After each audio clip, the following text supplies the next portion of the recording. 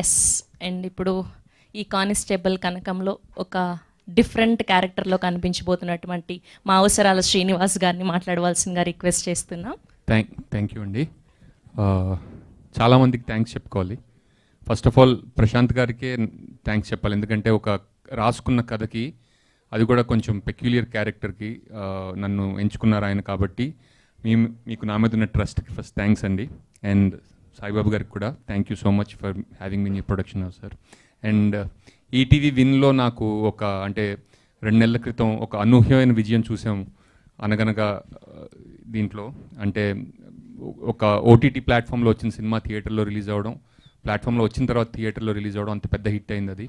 అలాగే మళ్ళీ నాకు ఈటీవీ విన్తో రెండోసారి మళ్ళీ మీ ముందుకు రావడం నాకు చాలా థ్యాంక్స్. ఈటీవీ విన్ వారికి, నితిన్ గారికి చాలా థ్యాంక్స్ అండి. అండ్ ఈ సినిమాలో సాయిరామ్ గారు వండర్ఫుల్ వర్కింగ్, శ్రీరామ్ గారు వండర్ఫుల్ వర్కింగ్ విత్ యూ అండి, హేమంత్ గారు.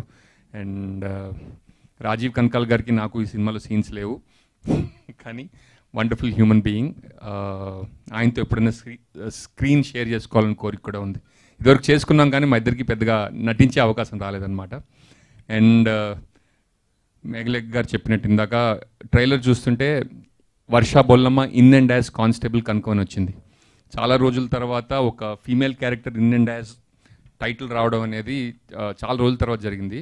అండ్ ఆ స్టోరీ కూడా అలాంటిది ఎంచుకోవడం, అండ్ ఇలాంటి కథలు ఇంకా చాలా రావాలని, అండ్ మంచి మంచి పాత్రలు ఇంకా ఫీమేల్ పాత్రలు రాయాలని రైటర్స్ అందరూ నేను కోరుకుంటున్నాను.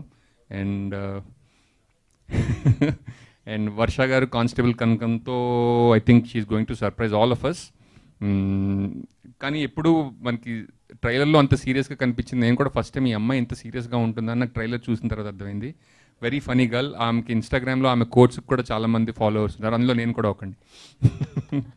Thank you. అండ్ ఇంకా ఎవరి పేర్లైనా మర్చిపోతే నన్ను క్షమించండి.